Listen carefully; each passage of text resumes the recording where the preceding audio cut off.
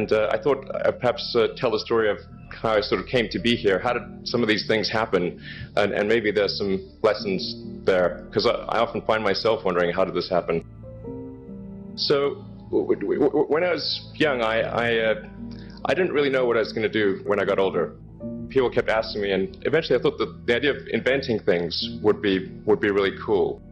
And the reason I thought that was because I read a quote from Arthur C. Clarke, which said that a sufficiently advanced technology is indistinguishable from magic. And that's really true. If you go back, say, 300 years, the things that we take for granted today, you'd be burned at the stake for. You know, being able to fly, that's crazy. Being able to see over long distances, being able to communicate, having effectively, with the internet, a group mind of sorts, and having access to all the world's information instantly from almost anywhere on the earth. This is stuff that really would be magic, or would be considered magic in times past. In fact, I think it actually goes beyond that, because there are many things that we take for granted today that weren't even imagined in times past. They weren't even in the realm of magic. So it actually goes beyond that. So I thought, well, you know, if I can do some of those things, basically if I can advance technology, then that's like magic, and that would be really cool. And I also had sort of a slight existential crisis, because I was trying to figure out what does it all mean? Like, what's the purpose of things? And I came to the conclusion that if we can advance the knowledge of the world, if we can do things that expand the scope and scale of consciousness, then we're better able to ask the right questions and become more enlightened. And that's really the only way forward. So I studied physics and business, because I figured in order to do a lot of these things, you need to know how the universe works, and you need to know how the economy works. And you also need to be able to bring a lot of people together to work with you to create something, because it's very difficult to do something as an individual if it's a significant technology. So I originally came out to California to try to figure out how to improve the energy density of electric vehicles, basically to try to figure out if there was an advanced capacitor that could serve as an alternative to batteries. That was in '95, and that's also when the internet started to happen. And I thought, well, I can either pursue this technology where success may not be one of the possible outcomes, which is always tricky, or participate in the internet and be part of it. So I decided to drop out. Did some internet stuff. Did a few things here and there. One of which was PayPal. And I think maybe it's helpful to say one of the things that was important then in the creation of PayPal was kind of how it started, because the initial thought was with PayPal was to create an agglomeration of financial services. So to have one place where all of your financial services needs would be seamlessly integrated and work smoothly. And then we had like a little feature which was to do email payments. And whenever we'd show the system off to someone, we'd show the hard part, which was the agglomeration of financial services, which was quite difficult to put together. Nobody was interested. Then we'd show people email payments, which was actually quite easy, and everybody was interested.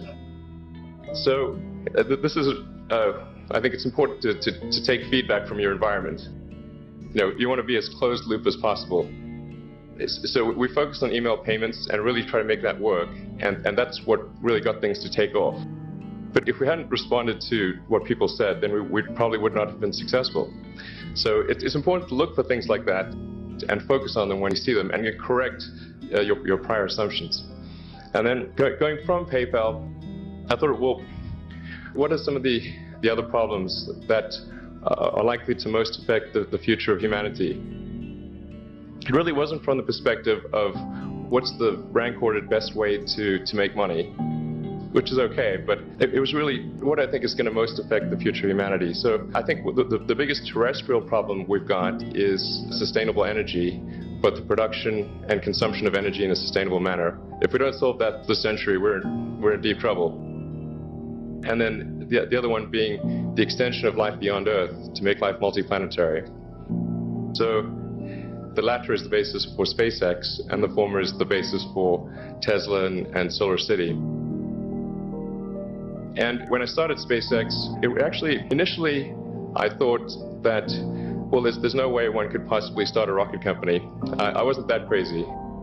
I thought, well, what is a way to increase NASA's budget? That was actually my initial goal. So I thought, well, if we can do a low-cost mission to Mars, something called Mars Oasis, which would land seeds in dehydrated nutrient gel, and you hydrate them upon landing, and then you'd have this great sort of money shot of green plants on a red background. The public tends to respond to precedents and superlatives, and this would be the first life on Mars, the furthest that life's ever traveled, as far as we know.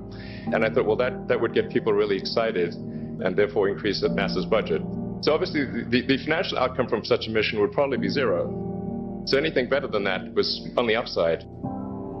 So I actually went to Russia 3 times to look at buying a refurbished ICBM, because that was the best deal. And I can tell you it was very weird going there in late 2001, 2002, going to the Russian rocket forces and saying, I'd like to buy 2 of your biggest rockets, but you can keep the nuke. That's a lot more. They thought I was crazy, but I did have money, so that was okay. After making several trips to Russia, I came to the conclusion that actually my initial impression was wrong, because my initial thought was, well, that there's not enough will to explore and expand beyond Earth and have a Mars base and that kind of thing. But I came to the conclusion that that was wrong. In fact, there's plenty of will, particularly in the United States, because the United States is a nation of explorers, of people who came here from other parts of the world. I think the United States is really a distillation of the spirit of human exploration. But if people think it's impossible, or it's going to completely break the federal budget, then they're not going to do it. So after my 3rd trip, I said, okay, well, what we really need to do here is try to solve the space transport problem. And started SpaceX. And this was against the advice of pretty much everyone I talked to. One friend made me sit down and watch a bunch of videos of rockets blowing up. Let me tell you, he wasn't far wrong. It was tough going there in the beginning, because I'd never built anything physical. I mean, I built like little model rockets as a kid and that kind of thing, but I'd never had a company that built anything physical. So I had to kind of figure out how to do all these things and bring together the right team of people. And so we did all that and then failed 3 times. It was tough going. Because the thing about a rocket is the passing grade is 100%. And you don't get to actually test the rocket in the real environment that it's going to be in. So I think, the best analogy for rocket engineering is like if you want to create a really complicated bit of software, you can't run the software as an integrated whole, and you can't run it on the computer it's intended to run on. But the first time you put it all together and run it on that computer, it must run with no bugs. That's basically the essence of it. So we missed the mark there. The first launch, I was picking up bits of rocket near the launch site. It was a bit sad. But we learned with each successive flight, and were able to eventually, with the 4th flight in 2008, reach orbit.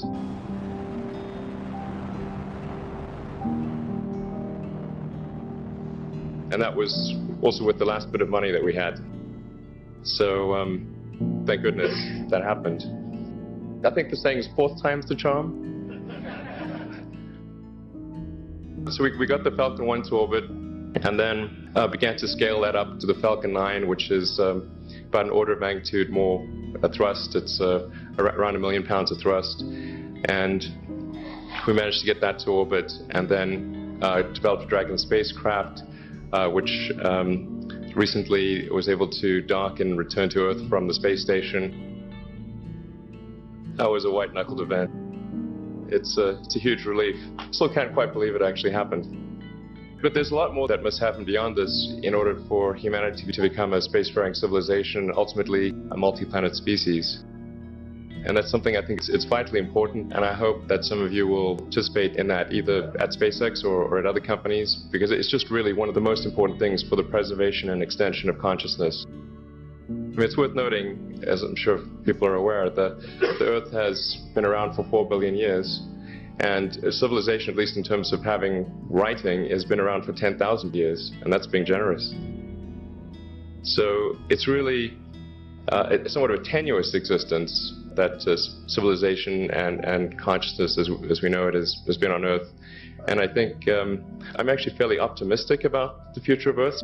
I don't want to sort of people to have the wrong impression that I think we're all about to die. I think things will most likely be okay for a long time on Earth. But not for sure, but most likely. But even if it's sort of 99% likely, a 1% chance, it's still worth spending a fair bit of effort to ensure that we have backed up the biosphere, planetary redundancy, if you will. So I think it's really quite important. And in order to do that, there's a breakthrough that needs to occur, which is to create a rapidly and completely reusable transport system to Mars, which is one of those things that's right on the borderline of impossible. That's sort of the thing that we're going to try to achieve there with SpaceX. And then on the Tesla front, the goal with Tesla was really to try to show what electric cars can do, because people had the wrong impression. We had to change people's perception of an electric vehicle, because they used to think of it as something that was slow and ugly and had low range, kind of like a golf cart. So that's why we created the Tesla Roadster, to show that you can be fast, attractive, and long range. And it's amazing how, even though you can show that something works on paper and the calculations are very clear, until you actually have the physical object and they can drive it, it doesn't really sink in for people. So that, I think, is something worth noting. If you're going to create a company, the first thing you should try to do is create a working prototype. Everything looks great on PowerPoint. You can make anything work on PowerPoint, but if you have an actual demonstration article, even if it's in primitive form, that's much more effective for convincing people. After we made the Tesla Roadster, people said, oh, sure, we always knew you could make a car like that. It's an expensive car, and it's low volume, and it's small and all that, but you couldn't make a real car. Like, okay, fine, you got to make that too. But I think the overarching point I want to make is that you guys are the magicians of the 21st century. Don't let anything hold you back. Imagination is the limit, and go out there and create some magic. Thank you.